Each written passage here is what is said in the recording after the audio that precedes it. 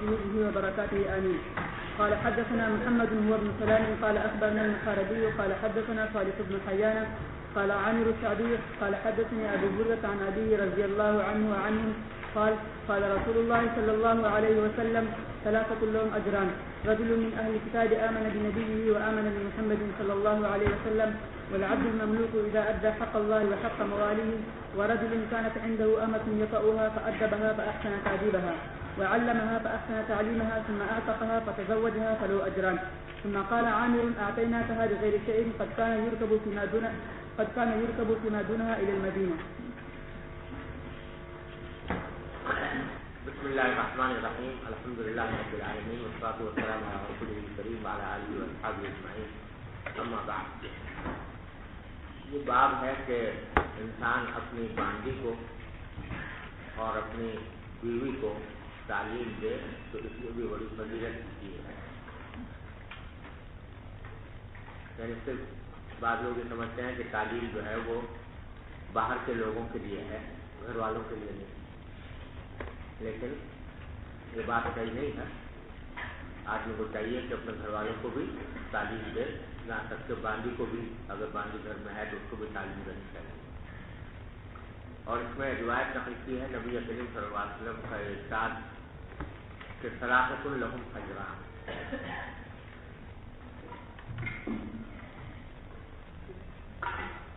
تین آدمی ایسے ہیں کہ ان کو 2 اجر ملیں گے. تین اس میں آپ نے بیان فرمائی لوگوں کی، ان میں سے ہر ایک کو 2 اجر، دوہرا اجر ملے گا. ایک وہ کہ رجل من اہل کتاب، کہ ایک شخص تھا جو اہل کتاب میں سے تھا، یعنی عیسائی تھا یا یہودی تھا. آمن بنبیہ و آمن بمحمد صلی اللہ علیہ وسلم، تو وہ اپنے نبی پر بھی ایمان لایا اور پھر نبی کریم صلی اللہ علیہ وسلم پر بھی ایمان لایا. ایک تو وہ ہے جس کو دوہرا اجر ملے گا. دوسرا العبد المملوک اذا ادى حق اللہ وحق موالیہ، کوئی غلام تھا جو کسی کی ملکیت میں تھا، وہ اللہ تبارک و تعالیٰ کا حق بھی ادا کرتا ہے، یعنی جو فرائض واجبات ہیں اللہ تعالیٰ کی طرف سے ان کو بھی پورا کرتا ہے، اور حق موالی، اور اپنے مولا یعنی آقا کا حق بھی ادا کرتا ہے، تو اس کو بھی دوہرا اجر ملے گا. تیسرا وہ رجل کانت عنہ امۃ، ایک شخص تھا جس کے پاس ایک باندی تھی، یقرؤھا، اس سے وہ وصولی کرتا تھا، فأدبھا فأحسن تأدیبھا، تو اس نے اس کو ادب سکھایا اور اچھی طرح ادب سکھایا، خوب اچھا ادب سکھایا. وعلمھا فأحسن تعلیمھا، اور اس کی تعلیم بھی دی اور اچھی تعلیم دی. اور یہی مقصود ہے ترجمۃ الباب سے کہ آپ نے اس کی فضیلت بیان فرمائی. فتزوجھا، تو پہلے تعلیم دی، تعلیم دینے کے بعد پھر اس سے نکاح بھی کر دیا. فلہ اجران، تو اس کے اوپر بھی اس کو 2 اجر ملیں گے. یہ ہے حدیث. اس میں 3 آدمیوں کے بارے میں فرمایا گیا ہے کہ ان کو 2 اجر ملیں گے، یعنی ڈبل اجر ملے گا. تو 2 اجر ملنے کی ایک وجہ تو ظاہری طور پر یہ معلوم ہوتی ہے کہ ان میں سے ہر ایک شخص نے 2 عمل کیے. مثلا پہلا شخص ہے جو ایمان لایا تھا اپنے نبی پر، اور پھر نبی کریم صلی اللہ علیہ وسلم پر ایمان لایا. اپنے نبی پر ایمان لانا ایک عمل، اور نبی کریم صلی اللہ علیہ وسلم پر ایمان لانا دوسرا عمل. دوسرا شخص تھا جو غلام تھا، اس نے اللہ کا حق بھی ادا کیا، وہ ایک عمل، اور پھر مولا کا حق ادا کیا، یہ دوسرا عمل. اور اسی طرح تیسرا شخص جو اس نے اپنی باندی کو پہلے تعلیم دی، وہ ایک عمل، اور پھر نکاح کر دیا اس سے، وہ دوسرا عمل. تو بعض حضرات نے تو اس کی وجہ یہ بیان کی ہے کہ یہ تینوں آدمی ایسے ہیں کہ جنہوں نے 2 عمل کیے ہیں، لہذا ان کو 2 اجر ملے. لیکن اگر یہ تشریح کی جائے حدیث کی تو اس پر دو اعتراض وارد ہوتے ہیں اور بڑے مضبوط اعتراض وارد ہوتے ہیں. اعتراض یہ ہوتا ہے کہ پھر ان تین کی کیا خصوصیت ہے. جو شخص دو عمل کرے گا ہر عمل پر الگ الگ اجر ملے گا, تو تین کی خصوصیت کرنے کی کیا ضرورت ہوگا. یہ تین آدمی ایسے ہیں جن کو دو اجر ملیں گے. تو ایک تو یہ اعتراض ہوتا ہے اور اس اعتراض کا جوابات بھی دیے گئے ہیں. مثلا ایک جواب یہ دیا گیا کہ اگرچہ قاعدہ تو یہی ہے کہ جو دو عمل کرے گا اس پر ہر ایک عمل پر الگ الگ اجر ملے گا, لیکن نبی کریم صلی اللہ علیہ وسلم نے خاص طور پر اس وقت میں ان تین کو بیان کرنا مقصود تھا, اس واسطے ان کو بیان کر دیا. اس سے معادہ کی نفی نہیں ہوتی.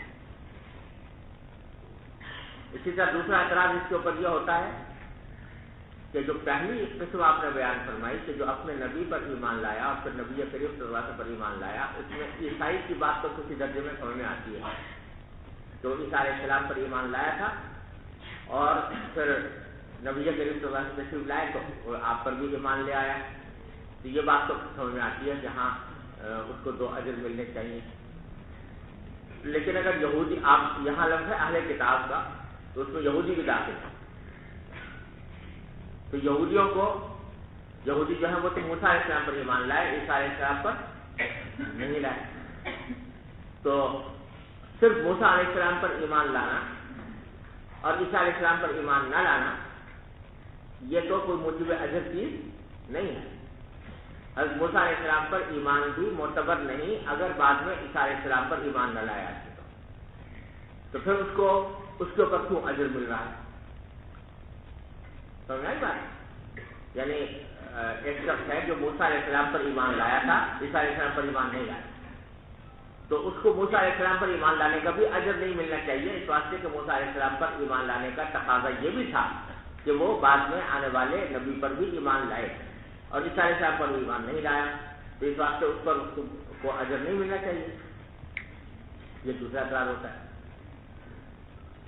تو اس کا بھی جواب دینے کی کوشش کی بعض حضرات نے کہ درحقیقت یہودی تھا, عیسیٰ علیہ السلام پر ایمان نہیں لایا تھا, موسیٰ علیہ السلام پر لایا تھا. بعد میں جب ایمان لایا نبی کریم صلی اللہ علیہ وسلم پر, تو نبی کریم صلی اللہ علیہ وسلم پر ایمان لانے کے ساتھ ہی خود بخود عیسیٰ علیہ السلام پر بھی ایمان ہو گیا, کیونکہ نبی کریم صلی اللہ علیہ وسلم کی تعلیم میں یہ بات بھی داخل ہے کہ لا نفرق بین احد من الرسل, ہم کسی رسول کا انکار نہیں کرتے. لہذا جب نبی کریم صلی اللہ علیہ وسلم پر ایمان لایا تو عیسیٰ علیہ السلام پر ایمان لانا خود بخود شامل ہو گیا, اور اس وجہ سے جو اس کی کوتاہی تھی وہ دور ہو گئی. اب اس کو اپنے نبی پر ایمان لانے کا بھی اجر ملے گا اور نبی کریم صلی اللہ علیہ وسلم پر ایمان لانے کا بھی اجر ملے گا. یہ جواب بھی دیا گیا ہے اس اعتراض میں. لیکن یہ دونوں جواب جو ہیں یہ پوری طرح اطمینان بخش نہیں ہیں, اور یعنی ان پر شرح صدر نہیں ہوتا. تو لیکن یہ سارے اثرات پیدا ہو رہے ہیں اس بات پر کہ ہم یہ کہہ رہے ہیں کہ جو دو اجر مل رہے ہیں یہ ان کو دو مختلف اعمال پر مل رہا ہے. حضرت علامہ شبیر احمد صاحب عثمانی رحمۃ اللہ علیہ نے اس حدیث کی جو تشریح فرمائی ہے اس میں یہ اعتراض ہی وارد نہیں ہوتا. حضرت علامہ شبیر احمد صاحب عثمانی رحمۃ اللہ علیہ نے اس کی تشریح یہ فرمائی ہے کہ یہ جو آپ نے فرمایا کہ دو اجر ملیں گے, یہ دو مختلف عملوں پر نہیں. دو مختلف عملوں پر ہمیشہ ملنا کوئی ایسی بات نہیں ہے جو قابل ذکر ہو. ظاہر ہے کہ جب بھی دو عمل کرے گا آدمی تو ہر عمل پر الگ ثواب ملے گا. لیکن یہاں جو آپ نے خاص طور پر ان تین افراد کا ذکر کیا, اس کا مطلب یہ ہے کہ ایک ہی عمل پر جب دوہرا اجر ملے, ایک ہی عمل, اور وہ عمل ہے وہ جو بعد میں ذکر فرمایا ہے تینوں میں. اور اس کی وجہ یہ ہے کہ جو پہلی بات ذکر کی آپ نے وہ درحقیقت اس لیے ذکر فرمائی ہے کہ یہ لوگ ایسے ہیں کہ ان کو دوسرا عمل کرنے میں بڑی سخت رکاوٹ اور مشکل تھی, لیکن اس مشکل کے باوجود انہوں نے وہ دوسرا عمل کیا. تو اس مشکل کی وجہ سے اور مشقت کی وجہ سے جو ان کو پیدا ہوئی ہے, یہ دوسرے عمل پر ان کو دوہرا اجر ملے گا. اس کی تفصیل یہ ہے کہ جو عمل اللہ تبارک و تعالیٰ کے یہاں موجب اجر ہے، اگر آدمی اس کو آسانی کے ساتھ انجام دے دے، کوئی دقت اس کو نہ ہو، تو اجر تو پھر بھی ملتا ہے۔ لیکن اگر وہی عمل آدمی بہت مشقت اور محنت سے انجام دے تو اس کو دوہرا اجر ملتا ہے۔ جیسا کہ حدیث میں فرمایا کہ اگر کوئی شخص ہے وہ قرآن کریم کو اٹک اٹک کر پڑھتا ہے، پڑھنا نہیں آتا اس کو، لیکن محنت کر رہا ہے، مشقت کر رہا ہے، اٹک اٹک کر پڑھ رہا ہے، تو حدیث میں ہے کہ اس کو دوہرا اجر ملتا ہے۔ حالانکہ عمل تو ایک ہی ہے نا، تلاوت کا، لیکن دوہرا اجر مل رہا ہے اس مشقت کی وجہ سے جو اس کو اس پڑھنے میں ہو رہی ہے۔ ایک شخص ہے جو خوب ماہر ہے اور قاری ہے اور بہت روانی کے ساتھ قرآن کریم پڑھ کی تلاوت کرتا ہے، بہت آرام سے کرتا ہے، کوئی دقت اس کو نہیں ہوتی، اگرچہ تلاوت اس کی زیادہ بہتر ہے، لیکن دوسرا شخص جو کہ اٹک اٹک کر پڑھ رہا ہے اس کو دوہرا اجر مل رہا ہے۔ حالانکہ تلاوت اس کی اتنی اچھی نہیں ہے، لیکن دوہرا اجر اس لیے مل رہا ہے کہ اس میں اس کو کیا ہوئی؟ مشقت ہوئی، اس مشقت اور محنت کی وجہ سے اس کو دوہرا اجر ملا۔ ارے سمجھ رہے ہیں؟ اللہ تبارک و تعالیٰ کے یہاں اجر جو ہے وہ بقدر مشقت زیادہ سے زیادہ اجر ملتا ہے اللہ تبارک و تعالیٰ کے۔ ایک شخص ہے کہ جو فارغ البال ہے، فارغ الحال ہے، کوئی اس کو پریشانی نہیں ہے، کوئی مشکل نہیں ہے، پیسے کمانے کی کوئی فکر نہیں ہے، ریٹائر زندگی گزار رہا ہے اور کوئی اڑگ کھڑکھڑ نہیں ہے، کوئی مسئلہ نہیں ہے، اور وہ روزانہ جب نماز کا وقت ہوتا ہے تو اذان کے وقت سے اپنا مسجد میں چلا جاتا ہے اور جا کے نفلیں پڑھتا ہے اور پھر سنت پڑھتا ہے اور پھر صف اول میں نماز پڑھتا ہے، بڑے خوش و خضوع سے پڑھتا ہے۔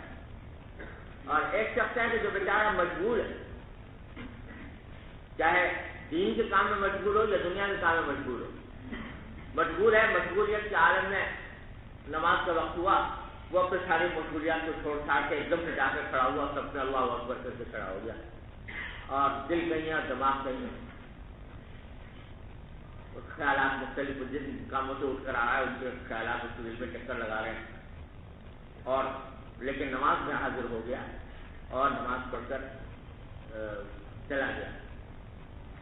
بظاہر دیکھنے میں تو پہلے آدمی کی عبادت زیادہ خضوع و خشوع والی ہے، اس کی کیفیات زیادہ بہتر معلوم ہو رہی ہے، لیکن یہ دوسرا آدمی جو ہے اس کو اجر ڈبل ملے گا، اس واسطے کہ یہ رکاوٹوں کو چھوڑ چھاڑ کے رکاوٹیں تھیں اس کے راستے میں، مشکلات تھیں، ان رکاوٹوں کو عبور کر کے، ان مشکلات کو نظر انداز کر کے یہ اللہ تعالیٰ کے حکم کی تعبیر میں آ گیا، تو اس کو دوہرا ہے۔ سمجھ رہے ہیں؟ یہاں پر بھی حضرت علامہ فرماتے ہیں، علامہ عثمانی رحمۃ اللہ علیہ، کہ در حقیقت تینوں میں صورتحال یہ ہے کہ انہوں نے جو عمل کیا، دوسرا عمل، وہ بڑی رکاوٹوں کے باوجود پہلے شخص لو آمن بنبی و آمن بمحمد صلی اللہ علیہ وسلم، نبی کریم صلی اللہ علیہ وسلم پر ایمان لایا اس وقت جبکہ پہلے اپنے نبی پر ایمان لا چکا تھا،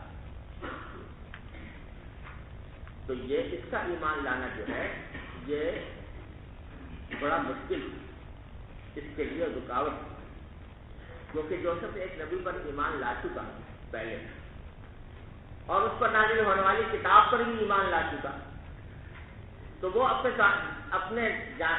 خیال میں یہ سمجھتا ہے کہ میں بالکل صحیح راستے پر ہوں، میں نے ایک نبی کی پیروی کی ہے، میں نے ایک آسمانی کتاب کی پیروی کی ہے، تو وہ اپنے آپ کو بالکل صحیح اور راہ حق پر سمجھتا ہے۔ جو بت پرست تھے کفار، ان کے پاس نہ کوئی کتاب تھی، نہ ان کے پاس کوئی نہ نبی تھا جس پر وہ ایمان لایا، تو اس واسطے وہ جو کچھ تھا وہ من گھڑت تھا، بتوں کی عبادت وغیرہ جو کرتے تھے محض اپنے دل سے گھڑ رکھے کہ بت اس کی عبادت کیا کرتا ہے، تو جو آدمی من گھڑت مذہب پر چل رہا ہو اس کو اپنا مذہب چھوڑنے میں اتنی دشواری نہیں جتنا کہ ایک ایسے شخص کو جو اپنے آپ کو کسی نبی کی طرف منسوب کرتا ہے اور جو کسی نبی کی پیروی کا دعوے دار ہے، جو کسی کتاب کی پیروی کر رہا ہے، آسمانی کتاب کی، اس کو اپنا مذہب چھوڑ کر کسی دوسرے مذہب میں آنا جو ہے بہت صاف ہوتا ہے۔ لیکن اس نے اس مشقت کو برداشت کر کے، اس مشکل کو حل کر کے، اور وہ ایمان لے آیا نبی کریم صلی اللہ علیہ وسلم پر، تو اس واسطے اس کو اجر دوہرا۔ بات سمجھ؟ اسی طرح ایک غلام ہے۔ اب غلام کا مسئلہ یہ ہے کہ وہ بیچارہ اپنے آقا کا تابع ہے، ہر وقت اس کو اپنے آقا کے چشم و ابرو کے اشارے دیکھنے پڑتے ہیں کہ میرا آقا کیا کر رہا ہے اور کیا حکم دے رہا ہے۔ ہر وقت اس کو یہ فکر ہے کہ کوئی آقا ناراض نہ ہو جائے۔ تو اس صورت میں اگر فرض کرو کہ نماز کا وقت ہو گیا مثلا، اور آقا نے کسی کام کا حکم دے رکھا ہے، اب اس آقا کے حکم کو چھوڑ کر اللہ تبارک و تعالیٰ کے حکم کی پیروی کرنے میں اس کو بہت مشقت ہے اور رکاوٹ ہے، لیکن وہ اس رکاوٹ کو عبور کر کے، اس مشکل کو دور کر کے وہ اللہ کا حق ادا کر رہا ہے، تو اللہ کا حق ادا کرنے میں اس کو مشقت عام آزاد آدمی کے مقابلے میں زیادہ ہے۔ ایک آدمی آزاد ہے، اس کے اوپر کسی اپنے آقا کا بوجھ نہیں ہے، وہ اگر عبادت کرتا ہے تو کوئی اتنی مشقت کی بات نہیں، لیکن جو غلام ہے اور کسی آقا کے حکم کا پابند ہے، وہ اگر عبادت کرتا ہے تو اس کے لیے مشقت بھی زیادہ ہے، رکاوٹ بھی زیادہ ہے۔ لہذا اس عمل پر جو اللہ کا حق ادا وہ کر رہا ہے، اس پر اس کو جو اجر ملے گی۔ ارے سمجھو؟ اور اسی طرح تیسرا شخص کہ باندھی تھی، اس کو تعلیم بھی کی، تعلیم بھی کی، ادب سکھایا محنت سے، اور اس کے بعد اس سے نکاح کر لیا۔ اس سے نکاح کرنے میں اس کو بڑی رکاوٹ کیا تھی کہ بھائی نکاح کرنے کے بعد تو بیوی کے بڑے حقوق ہو جاتے ہیں، حقوق کی ادائیگی کرنا ضروری ہوتا ہے۔ اس کو اپنی جنسی تسکین کے لیے تو نکاح کرنے کی ضرورت نہیں تھی، وہ اس کی باندھی تھی اپنی، اور باندھی ہونے کی وجہ سے فرمایا جا رہا کہ اس کا یقا ہوا، اس سے وصی بھی کرتا تھا، یعنی اس سے جنسی تسکین کا راستہ اس کے پاس موجود تھا، بغیر نکاح کی بھی کر رہا تھا۔ لیکن اب جو نکاح کیا اس نے، تو نکاح کرنے میں یہ دشواری تھی کہ بھائی میں نکاح کیوں کروں، یہ تو میری باندھی ہے، اس سے میں خدمت بھی لے سکتا ہوں، اس کو بیوی جیسے حقوق دینے کی بھی ضرورت نہیں ہے، اور اس کے باوجود میں اس سے اپنے جنسی تسکین کا راستہ بھی نکال سکتا ہوں، اس کے باوجود میں نکاح کیوں کروں؟ یہ رکاوٹ، ایک تو رکاوٹ یہ تھی۔ دوسری رکاوٹ یہ تھی کہ اہل عرب میں یہ بات بہت معیوب سمجھی جاتی تھی کہ کوئی شخص اپنی باندھی سے نکاح، بلکہ یہ مقولہ مشہور تھا کہ جو شخص اپنی باندھی سے نکاح کرے وہ ایسا ہے جیسے کہ وہ جو بدنہ لیا جاتا، بدنہ جو حرم لے جایا جاتا ہے نا، جو جانور حرم لے جایا جاتا ہے قربانی کے لیے، جیسے کہ کوئی شخص اپنے بدنے کو سواری بنا لے، سواری بنا لے بدنے کو، جیسے وہ بری بات ہے، کیونکہ وہ جانور جو ہے وہ در حقیقت کعبے کے لیے گیا تھا، تو اس کو اپنا ذاتی نفع کے لیے استعمال کرنا جائز نہیں ہوتا۔ تو لیکن کوئی شخص اگر اس کو اپنی سواری بنا لے جتنا وہ معلوم ہے، تو اہل عرب کہتے ہیں کہ اسی طرح اگر کوئی شخص اپنی بیوی اپنی باندھی کو سے نکاح کرے تو یہ معلوم ہے، سمجھے نا؟ المتزوج امتہ کالراکب بدنتہ، یہ مقولہ مشہور کہ جو شخص اپنی باندھی سے نکاح کرے وہ اتنا ہی برا ہے جیسے کہ وہ شخص برا ہے جو اپنے بدنے کے اوپر سواری کرے۔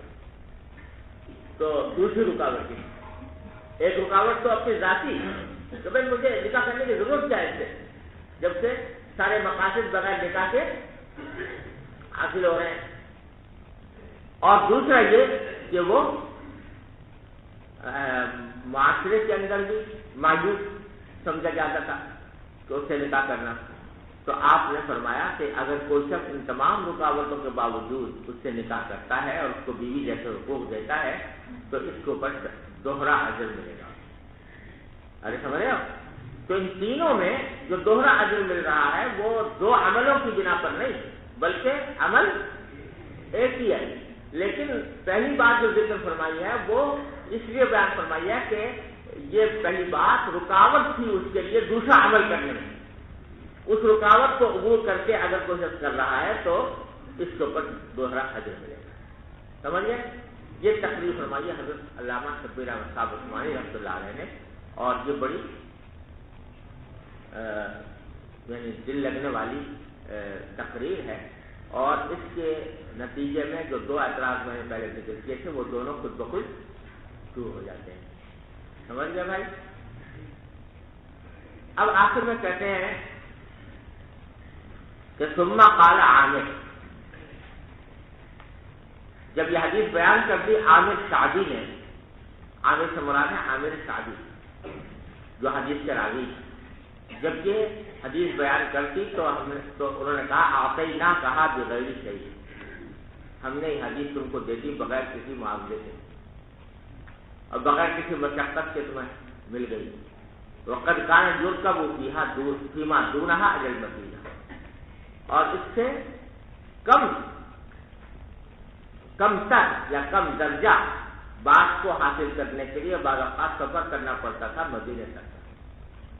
عامر صاحب کوفے میں ہیں اور کوفے میں یہ حدیث سنا رہے ہیں, تو کہہ رہے ہیں کہ ہم نے تم کو بغیر کسی مشقت کے یہ حدیث سنا دی, ورنہ لوگ پہلے اس سے کم معمولی اس سے بھی کم علم کو حاصل کرنے کے لیے سفر کرنا پڑتا تھا ان کو مدینہ منورہ تک کا, تو تمہیں قدر کرنی چاہیے. اور یہ قول جو ہے بظاہر کو لگ رہا ہے کہ عامر صاحب نے اپنے شاگرد سے کہا, یعنی صالح بن حیان سے کہا, لیکن روایات سے معلوم ہوتا ہے کہ نہیں ایسا نہیں ہے, بلکہ اصل میں واقعہ یہ ہوا تھا کہ جس وقت صالح بن حیان نے یہ حدیث سنی تو وہ اس طرح سنی تھی کہ کوئی آدمی آیا تھا باہر سے اور وہ جب عامر صاحب کے پاس بیٹھا ہوا تھا اور اس کو پھر حضرت عامر صاحب نے یہ حدیث سنائی اور اس سے خطاب کر کے فرمایا کہ تمہیں ہم نے بغیر کسی مشقت کے دے دی ہے یہ حدیث, ورنہ اس سے کم علم کے لیے بھی لوگ سفر کرتے تھے مدینہ تک کا. ارے سمجھ جاؤ. چلیے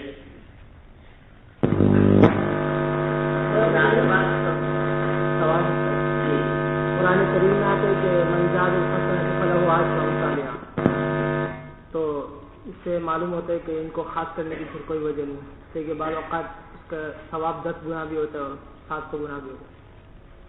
ارے بھائی یہاں پر جو اجر مذکور ہے نا وہ اجر سے مراد وہی سارا اجر ہے کہ جو دوسری جگہوں پر جس کو 10 اشرف صالحہ فرمایا یا 700 گنا فرمایا, جس کا بھی اجر ہے وہ اس کے حق میں ڈبل ہو جائے گا. یعنی اگر وہ عام حالات میں 10 گنا ثواب ملتا تو اب اس کو کتنا ملے گا؟ 20 گنا. یہ مطلب. چلیے باب عزة الإمام النساء وتعليمهن. وبه قال حدثنا سليمان بن حرب قال حدثنا شعبة عن أيوب قال سمعت عطاء بن أبي رباح قال سمعت ابن عباس رضي الله عنهما وعنهم قال أشهد على النبي صلى الله عليه وسلم, أو قال عطاء أشهد على ابن عباس أن النبي صلى الله عليه وسلم خرج ومعه بلال فظن أنه لم يسمع النساء فوعظهن وأمرهن بالصدقة فجعلت المرأة تلقي القرط والخاتمة وبلال يأخذ في طرف ثوبه. وقال إسماعيل عن أيوب عن عطاء قال ابن عباس أشهد على النبي صلى الله عليه وسلم. اس بات میں بتانا ہے مقصود ہے کہ امام کو چاہیے کہ کبھی کبھی عورتوں کو خاص طور پر جا کر بات کرے. ایک بات ہوتا ہے عام نوعیت کا جس میں مرد اور عورت سب شامل ہوتے ہیں, لیکن کبھی کبھی خاص عورتوں کے لیے بھی وعظ اور تعلیم کی مجلس قائم کرنی چاہیے. اور اس میں عطاء بن ابی رباح کی روایت نقل کی ہے, فرماتے ہیں سمعت ابن عباس رضی اللہ عنہ قال اشهد علی النبی صلی اللہ علیہ وسلم, تو میں گواہی دیتا ہوں نبی کریم صلی اللہ علیہ وسلم کے بارے میں کہ آپ نے یہ بات ارشاد فرمائی تھی, آپ نے عمل فرمایا تھا. اور راوی کو شک ہے کہ یہ عطا نے یہ کہا تھا کہ سمعت ابن عباس قال اشهد علی النبی صلی اللہ علیہ وسلم, یا عطا نے کہا تھا کہ میں گواہی دیتا ہوں عبداللہ بن عباس پر کہ نبی کریم صلی اللہ علیہ وسلم نے کیا. یعنی راوی کو شک ہے کہ گواہی دینے کے الفاظ جو ہیں وہ آیا عبداللہ بن عباس نے کہے تھے یا ان سے روایت کرنے والے عطاء بن رباح نے کہے تھے. ان نبی صلی اللہ علیہ وسلم خرج ومعه بلال. نبی کریم صلی اللہ علیہ وسلم باہر نکلے اور مراد ہے اس سے عید کی نماز کے لیے باہر نکلنا. دوسری روایات میں اس کی تفصیل آئی ہے کہ جو واقعہ ہے عید کی نماز کا. اور آگے امام بخاری نے یہ حدیث بہت سی جگہوں پر نکالی ہے اور سب میں یہ تفصیل ہے کہ عید کی نماز آپ نے پڑھائی تھی، عید کے بعد خطبہ دیا تھا. ومعه بلال، اور آپ کے ساتھ حضرت بلال بھی تھے. فظن انه لم يسمع النساء، تو آپ کو یہ خیال ہوا کہ آپ نے عورتوں کو بات پوری طرح نہیں سنائی. یعنی جب خواتین شامل ہوتی تھیں جماعت میں تو خواتین کی صفیں پیچھے ہوتی تھی نا، تو مجمع تھا زیادہ. تو آپ کو خیال ہوا کہ میں نے جو خطبہ دیا ہے وہ خطبہ مردوں نے تو سن لیا ہوگا لیکن شاید عورتیں پوری طرح سن نہیں پائی ہوں گی. فوعظہن، تو اب آپ پھر الگ ترتیب لے گئے خواتین کے پاس اور ان کو جا کر نصیحت کریں. امرہن بالصدقہ، اور ان کو صدقے کا حکم دیا کہ بھائی زیادہ زیادہ صدقہ نکالا کرو. فجعلت المرأة تلقي القرط والخاتم، تو عورتیں جو ہیں وہ ڈالنے لگیں اپنے بندے اور اپنی انگوٹھیاں. قرط کا معنی بندہ جو کانوں میں پہنا جاتا ہے اور خاتم انگوٹھی. مطلب کہ جب نبی کریم صلی اللہ علیہ وسلم صدقے پر برانگیختہ کیا اور صدقے کی ترغیب دی تو صحابیات جو ہیں انہوں نے اپنے اپنے بندے اور انگوٹھیاں نکال کر صدقے میں دینی شروع کر دی. وبلال یاخذ فی طرف ثوبہ، اور حضرت بلال رضی اللہ عنہ کو جو زیور دے رہی تھی عورتیں وہ انہوں نے اپنے کپڑے کے کنارے میں جمع کرنا شروع کر دیا. وقال اسماعیل اور ایوب عطا قال ابن عباس اشهد علی النبی صلی اللہ علیہ وسلم. اب یہاں اسماعیل کی روایت سے بتا دیا کہ اس میں وہ روایت زیادہ راجح معلوم ہوتی ہے جس میں ابن عباس نے کہا تھا کہ اشهد علی النبی صلی اللہ علیہ وسلم. جی باب الحرص على الحديث. وبه قال حدثنا عبد العزيز بن عبد الله قال حدثني سليمان عن عمرو بن ابي عمرو عن سعيد بن ابي سعيد المقبري عن ابي هريره رضي الله عنه وعنهم انه قال قيل يا رسول الله من اسعد الناس بشفاعتك يوم القيامه؟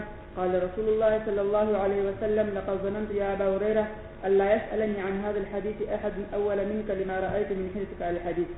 اسعد الناس بشفاعتي يوم القيامه من قال لا اله الا الله خالصا من قلبه او قال نفسي. باب الحرص علی الحدیث بتانے کا مقصود ہے کہ حدیث حاصل کرنے میں حریص ہونا اچھی بات. مال و دولت کی حرص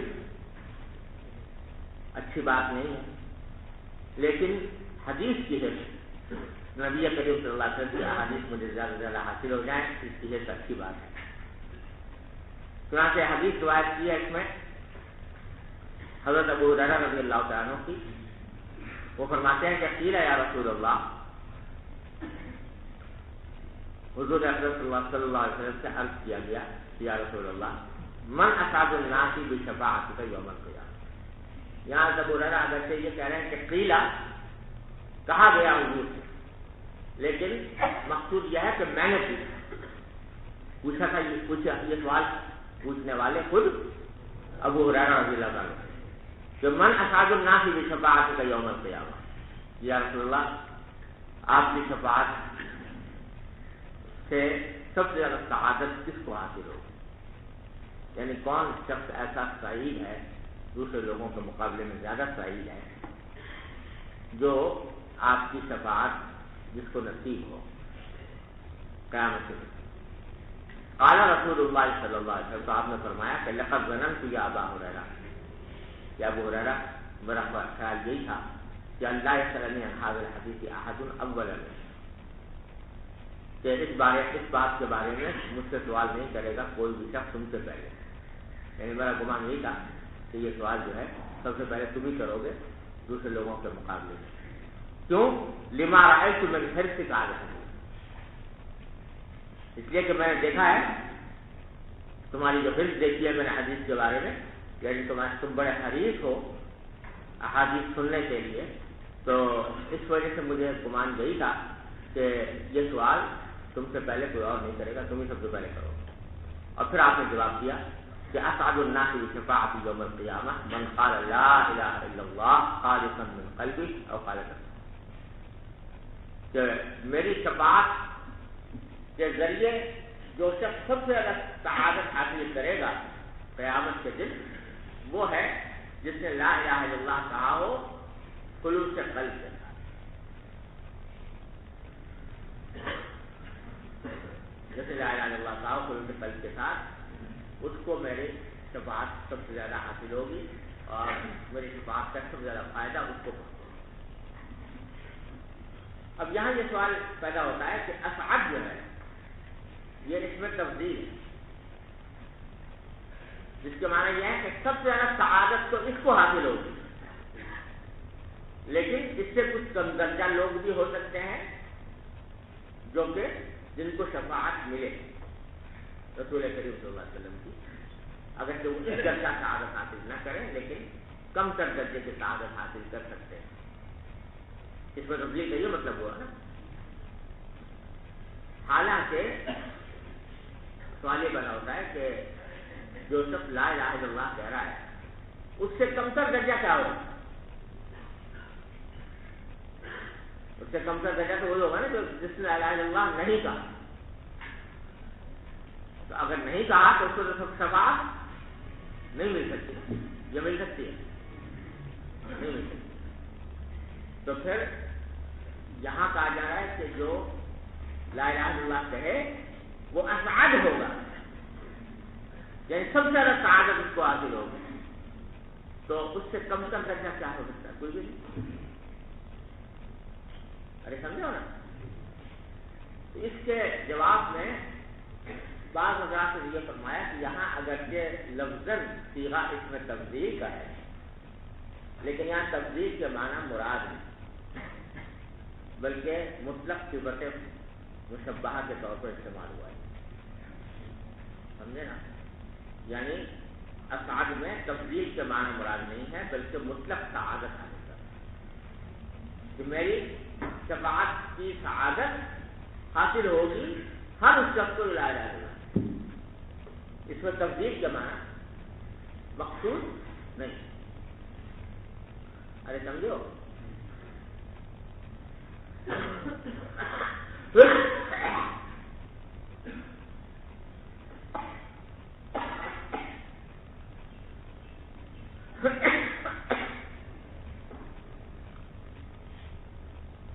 اور دوسری توجہ بعض حضرات نے یہ فرما دیا کہ تفضیل کے معنی مقصود ہے اور تفضیل پیدا ہو رہی ہے خالصا من قلبہ کی صفت. ایک شخص ہے جو لا الہ الا اللہ کہتا ہے مگر اس کے خلوص میں کمی ہے.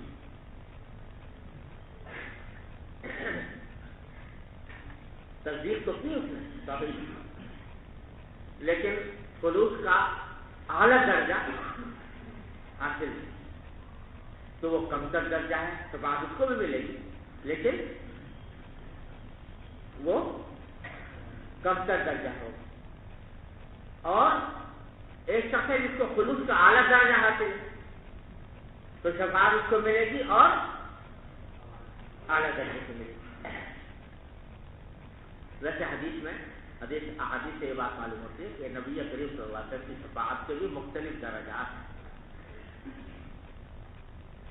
بعض حضرات کو شفاعت ایسی اعلیٰ درجے کی نصیب ہوگی جو اس کے نتیجے میں ان سے حساب و کتاب ہی نہیں ہوگی، بے حساب دینے سے داخل ہوگی. یہ اعلیٰ درجہ ہے. بعض ایسے ہیں کہ اپنے اعمال اور حساب و کتاب کے نتیجے میں تو ان پر جہنم واجب ہو چکی تھی، اگرچہ وہ جہنم کی سزا بھگتنے کے بعد میں پھر جنت میں بھی چلے جائیں لیکن شروع میں ان کے اوپر جہنم بازی ہو چکی تھی، لیکن نبی کریم صلی اللہ علیہ وسلم کی شفاعت کی برکت سے وہ جہنم میں نہیں جائیں گے اور پہلے ہی مرحلے پر ان کو جنت میں داخل کر دیا جائے گا۔ تیسری قسم وہ ہے کہ جو اپنے اعمال بد کی وجہ سے جہنم میں جائیں گے،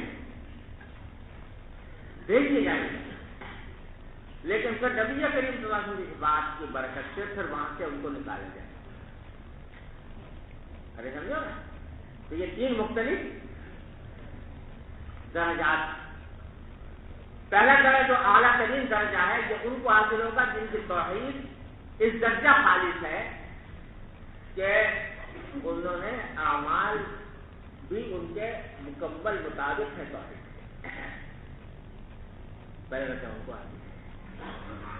دوسرا درجہ وہ ہے کہ توحید تو ہے اور جہاں تک اعتقاد کے تعلق ہے اعتقاد بالکل صحیح ہے، لیکن اعمال میں کچھ کوتاہی کی، اس اعمال میں کوتاہی،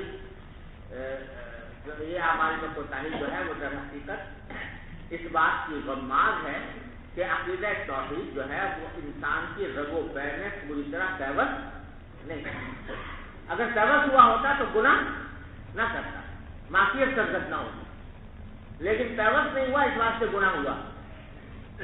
ارے سمجھے نا؟ تو اس واسطے ہے تو یہ موحد، لیکن خلوص اس درجے کا نہیں تھا، لہٰذا دوسرا درجہ۔ اب تیسرا اس سے بھی آگے بڑھتا کہ جن سے اعمال بد کثرت سے صادر ہوتے رہے تو خلوص کا یہ تیسرا درجہ ہے۔ اس طرح مختلف درجات ہیں اور ان میں آپ نے سب سے افضل اس کو قرار دیا کہ جس کا خلوص کامل اور مکمل، توحید کے اندر جس کا خلوص کامل اور مکمل، وہ ہے اصحاب الناصر کے پاس۔ ارے سمجھ جاؤ بھائیو، اللہ تعالیٰ ہم سب کو عطا فرمائے ثواب کا اعلیٰ درجہ، اللہ تعالیٰ اپنے رحمت سے عطا فرمائے۔ چلیے باب كيف يقبض العلم. وكتب عمر بن عبد العزيز إلى أبي بكر بن حزم انظر ما كان من حديث رسول الله صلى الله عليه وسلم فاكتبه فإني خفت دروس العلم وذهاب العلماء ولا يقبل إلا حديث النبي صلى الله عليه وسلم وليخفي العلم وليجلس حتى يعلم من لا يعلم فإن العلم لا يهلك حتى يكون سرا. قال حدثنا العلاء بن عبد الجبار قال حدثنا عبد العزيز بن مسلم عن عبد الله بن دينار بذلك يعني حديث عمر بن عبد العزيز إلى قوله ذهاب العلماء. باب كيف يقبض العلم، علم کس طرح اٹھایا جائے گا۔ یہ جو پہلے حدیثیں آئی تھی نا کہ قیامت کی علامتوں میں آپ نے یہ فرمایا تھا کہ یرفع العلم یا یقبض العلم، علم اٹھا لیا جائے گا، علم دنیا میں نہیں رہے گا۔ تو بتانا چاہتے ہیں کہ یہ علم کا باقی نہ رہنا یا علم کا اٹھا لیا جانا یہ اس طرح نہیں ہے کہ علم کوئی جسم ہے جس کو اٹھا کے نظر آسمان کو لے جائے، بلکہ اس کا طریقہ یہی ہوگا کہ جو علماء ہیں وہ ختم ہوتے چلے جائیں۔ علماء جو حاملین ہیں علم کے وہ دنیا سے اٹھتے چلے جائیں گے اور جاہل لوگ باقی رہ جائیں گے۔ اس طرح ہوگا علم کا اٹھ جانا۔ اب اس میں جو امام بخاری رحمۃ اللہ علیہ ترجمۃ الباب میں تعلیقاً جو روایت نقل کی ہے وہ یہ ہے کہ حضرت عمر بن عبد العزیز رحمۃ اللہ علیہ نے ابو بکر بن حزم کو خط لکھا کہ ابو بکر بن حزم جو ہیں یہ ایک گورنر تھے حضرت عمر بن عبد العزیز کے زمانے میں، ان کو خط لکھا کہ انظر ما کان من حدیث رسول اللہ صلی اللہ علیہ وسلم فاکتب، دیکھو تلاش کرو اور نبی کریم صلی اللہ علیہ وسلم کی جتنی حدیثیں ہیں ان کو لکھو۔ کیوں لکھو؟ وجہ آگے بیان فرمائی فإنی خفت دروس العلم وذهاب العلماء، کیونکہ مجھے اندیشہ ہے علم کے مٹ جانے کا، دروس کے معنی مٹ جانا، دراسہ یا دروس اس کے معنی پڑھنے کے بھی ہوتا ہے، درس حاصل کرنا، لیکن یہاں وہ مراد نہیں ہے۔ دراصل یہ درست درسن و دراستن، مطلب درسن یا دراستن آئے تو معنی پڑھنے کے ہوتے ہیں، اور دراصل یہ درست دروسن اگر مصدر آئے تو معنی اس کے مٹ جائے۔ تو انی خفت دروس العلم، کیونکہ مجھے اندیشہ ہے علم سے مٹ جانے کا، وذہاب العلماء، اور علماء کے چلے جانے کا۔ یعنی علم کیسے مٹے گا؟ کہ علماء چلے جائیں گے دنیا سے، تو اس کا مجھے اندیشہ ہے، لہذا حدیثیں لکھ لو۔ یہ خط ہے جو حضرت عمر بن عبدالعزیز رحمۃ اللہ علیہ نے اپنے گورنر کو لکھا ہے، ابو بکر بن حزم کو، اور یہ ابو بکر بن حزم جو ہے یہ پوتے ہیں عمرو بن حزم۔ عمرو بن حزم رضی اللہ تعالیٰ عنہ صحابی ہیں، اور یہ ان کے پوتے ہیں، اور ان کو عمر بن عبدالعزیز رحمۃ اللہ علیہ نے کسی جگہ کا گورنر بنایا گیا۔ تو ان کو خط لکھا کہ بھائی جہاں جتنی حدیثیں پاؤ ان کو اب قلم بند کروا لو۔ اور حافظ ابن حجر رحمۃ اللہ علیہ نے اسی حدیث کی شرح میں نقل کیا ہے ابو نعیم اصفہانی کے حوالے سے کہ یہ خط حضرت عمر بن عبدالعزیز نے صرف انہی کو نہیں لکھا تھا، ابو بکر بن عامر بن حزم کو، بلکہ ان کی حکومت میں جتنے عمال تھے، جہاں جہاں کہیں کہیں، جیسے کوفہ، بصرہ، شام، عراق وغیرہ وغیرہ، جہاں جہاں بھی ان کے قلم رو تھی، تو پوری قلم رو میں تمام گورنروں کو یہ ہدایات ملتی تھی۔ گویا دوسرے الفاظ میں یہ سمجھ لو کہ یہ حضرت عمر بن عبدالعزیز رحمۃ اللہ علیہ کی طرف سے تدوین حدیث کا پہلا سرکاری سطح پر پہلا باقاعدہ اہتمام، سمجھے نا؟ اس سے پہلے حضرت علی رضی اللہ عنہ نے بھی ایک کوشش کی تھی احادیث کو لکھوانے کی اور تدوین کرانے کی، لیکن وہ ذرا مختصر پیمانے پر۔ لیکن حضرت عمر بن عبدالعزیز رحمۃ اللہ علیہ نے اپنے عہد مبارک میں یہ بڑے پیمانے پر تمام عالم اسلام کے تمام بڑے بڑے شاعروں کو وہاں کو عمال کو خط لکھا کہ مقصد کیا تھا؟ مقصد یہ تھا کہ یہ ابھی تو صحابہ کرام موجود ہیں، وہ صحابہ کرام جنہوں نے احادیث براہ راست رسول اللہ صلی اللہ علیہ وسلم سے سنی ہے، لیکن اگر یہ صحابہ کرام جو دنیا سے چلے جائیں گے تو براہ راست سننے والا کوئی ہوگا نہیں۔ اس واسطے کہیں ایسا نہ ہو کہ یہ علم سارا ضائع ہو جائے، اس واسطے انہوں نے یہ اہتمام فرمایا، تدوین فرمائی احادیث۔ اور یہ عمر بن عبدالعزیز رحمۃ اللہ علیہ جو ہیں یہ پہلی صدی ہجری کے بالکل آغاز میں ہے، لہٰذا اس سے وہ ممکن حدیث کا پروپیگنڈا بالکل رد ہو جاتا ہے، جس میں وہ کہتے ہیں کہ صاحب 300 سال کے بعد حدیثوں کی تدوین ہوئی، سمجھے نا؟ یہ پہلی صدی ہجری کا واقعہ ہے۔ اس سے پہلے صحابہ کرام نے اور زیادہ اپنے اپنے انفرادی طور پر احادیث لکھی ہوئی تھی، جیسے کہ تفسیر آپ نے پڑھی ہوگی، حضرت عبداللہ بن عمرو بن عاص سے انہوں نے لکھی ہوئی، حضرت مرہ نے لکھی ہوئی تھی، حضرت انس سے پتہ نہیں کتنے صحابہ کرام نے لکھی ہوئی تھی، لیکن باقاعدہ سرکاری سطح پر اس کی تدوین کا آغاز حضرت عمر بن عبدالعزیز رحمۃ اللہ علیہ نے فرمایا، اور یہ پہلی صدی سے شروع ہوا ہے، لہٰذا یہ کہنا غلط ہے کہ 3 صدیوں تک تدوین ہوئی۔ ارے سمجھ گیا بھائیو؟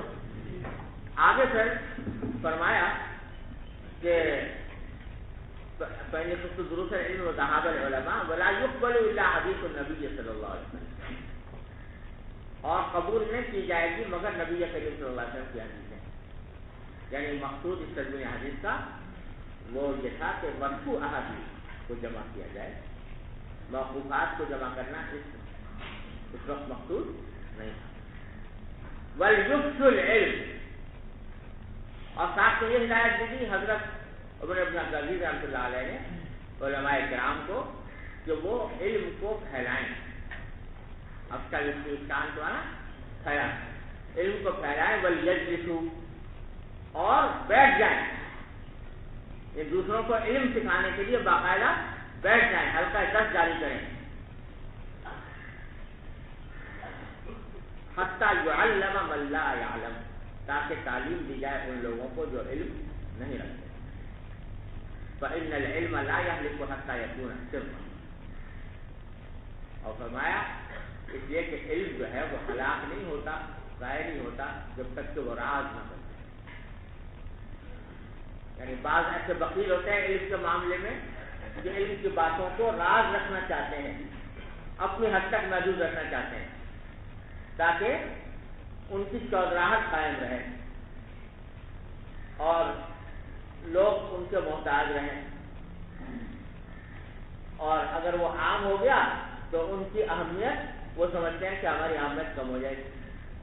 تو یہ حرکت اگر کوئی کرے گا تو یہ علم آپ کو اگر راز بنا لے گا تو رفتہ رفتہ وہ علم ضائع ہو جائے گا، کیونکہ جو آدمی مرا وہ اپنے ساتھ سینے میں علم لے کے چلا گیا، تو دوسرا اس کا وارث نہیں بنا۔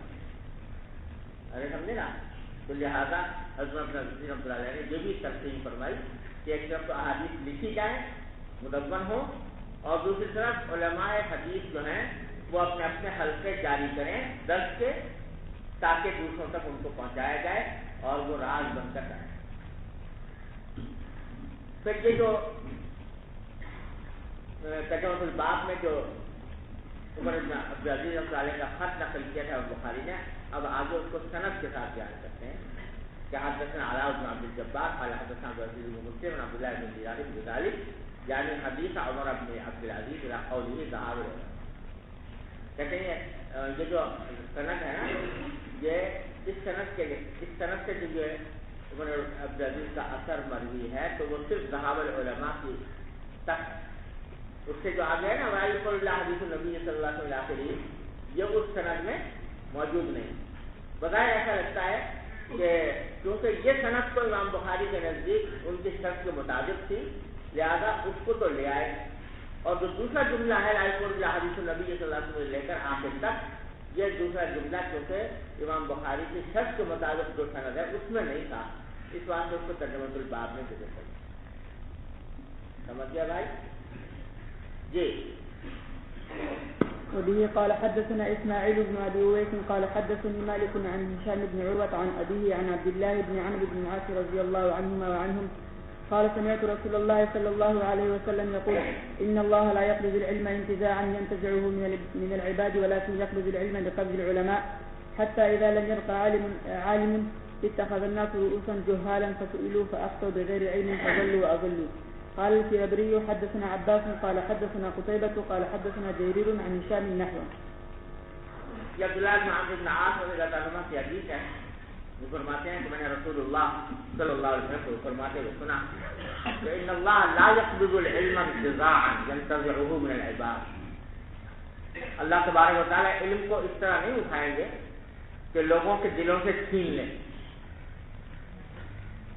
کہ لوگوں کے دلوں سے زبردستی نکال کر اور اس کو اللہ تعالیٰ اٹھا لیں، ایسا نہیں ہوگا۔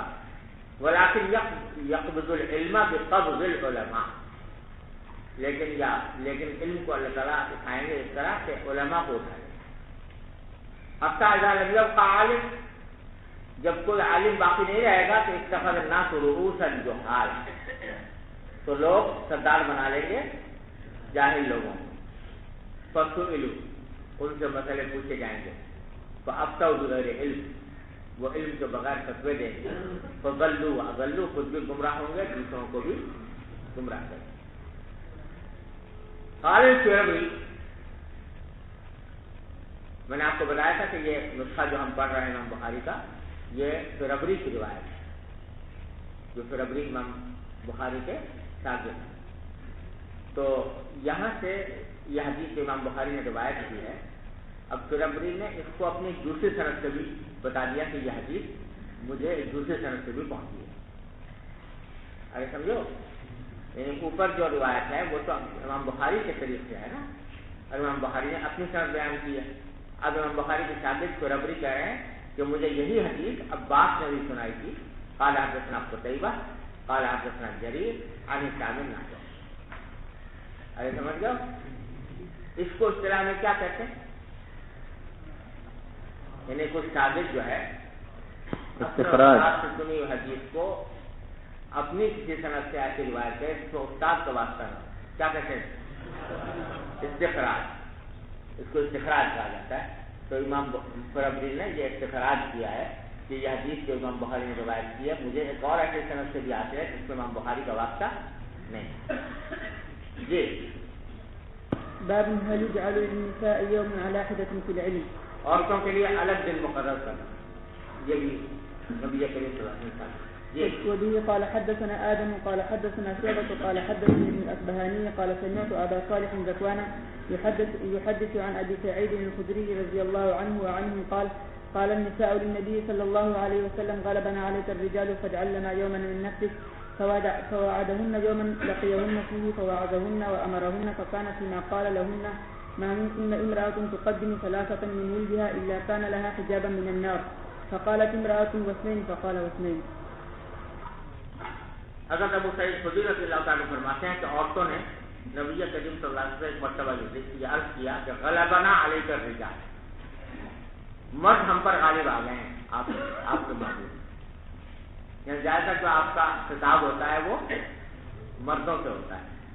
فجعل لنا یوما من نفسک، تو اب ہمارے لیے ایک مقرر کر دیجیے ایک دن اپنی طرف سے جس میں آپ صرف خواتین ہی سے خطاب کریں۔ فوعدہن یوما لقیہن فیہ، تو آپ نے ایک دن کا وعدہ کیا جس میں آپ نے ان سے ملاقات کی، فوعظہن وامرہن، ان کو نصیحت فرمائی اور حکم دیا۔ فکان فیما قال لہن، تو اس روز آپ نے جو باتیں فرمائی تھی خواتین سے ان میں سے ایک بات یہ بھی تھی کہ ما منکن امرأۃ تقدم ثلاثۃ من ولدہا،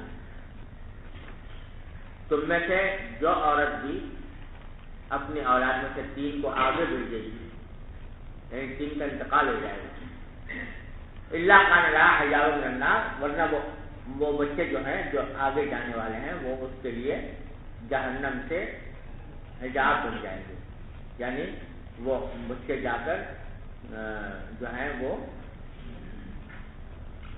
اس کو جہنم میں داخل ہونے سے روکیں۔ ارے سمجھے نا؟ تو قالت امرأہ، ایک عورت نے کہا اثنین، آپ کو فرماتے 3 بچے اگر آگے جائیں گے تو وہ روکیں گے، تو اس نے کہا کہ کیا 2 ہوں تو پھر؟ دراصل یہ استفہام جو تھا یہ استفہام تلقینی کہا جاتا ہے، یعنی ہے تو استفہام لیکن دراصل اپنے اندر معنی یہ رکھتا ہے کہ یا رسول اللہ 2 کا بھی حکم میں قرار دے دیجیے، ایک درخواست ایک طرح کہ 2 کا حکم بھی یہ قرار دیجیے۔ تو آپ نے فرمایا بیٹھے کہ ٹھیک ہے 2 بچے بھی اگر جائیں گے تو ان کا بھی یہی حکم ہوگا۔ اور بعض روایتوں میں آتا ہے کہ آپ نے پھر ایک اور خاتون نے کہا واحدہ واحد، کہ ایک کا بھی حکم یہ قرار دیجیے، ایک بھی کسی کا انتقال ہو گیا کسی بچے کے ایک بچے کا، تو آپ نے فرمایا واحدہ کا بھی، سمجھے بھائی؟ یہاں اس کا یہ ہوتا ہے کہ اگر ایک کا بھی وہی حکم تھا جو 3 کا ہے تو 3 سے بات کیوں شروع ہوئی؟ شروع میں یہ فرما دیتے کہ ایک بچہ بھی جائے گا تو وہ اس کے لیے حجاب بنے گا ماں کے لیے۔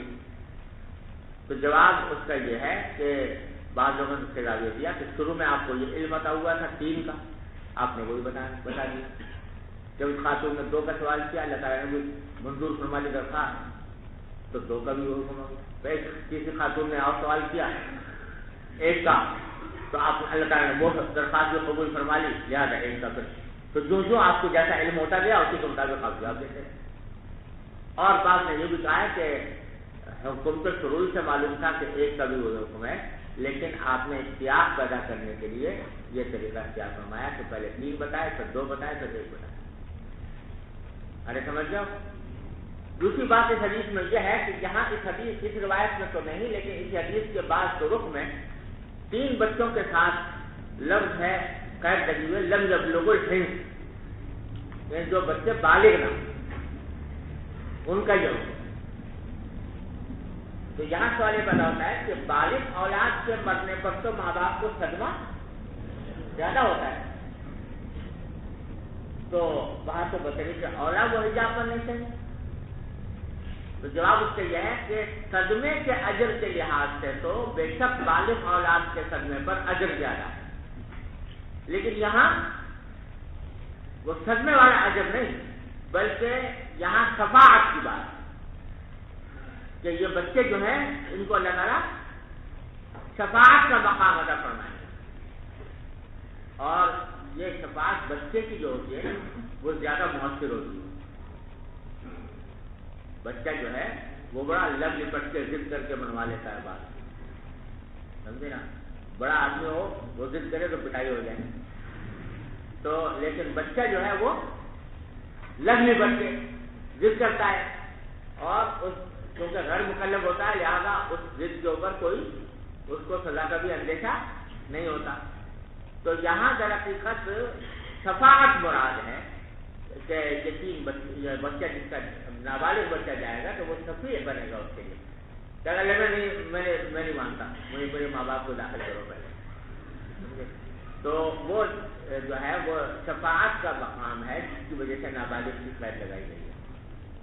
باقی جہاں تک صدمے پر اجر ملنے کا تعلق ہے تو وہ اجر ظاہر ہے بالغ اولاد تو صدمہ زیادہ ہوتا ہے لہذا اس کا اجر زیادہ ہے۔ جی وبه قال حدثني محمد بن بشار قال حدثنا غندر قال حدثنا شعبة عن عبد الرحمن بن الأصبهاني عن ذكوان عن أبي سعيد رضي الله عنه عن النبي صلى الله عليه وسلم بهذا، وعن عبد الرحمن بن الأصبهاني قال سمعت أبا حازم عن أبي هريرة رضي الله عنه وعنهم قال ثلاثة لم يبلغ الحنث. باب من سمع شيئا فلم يفهم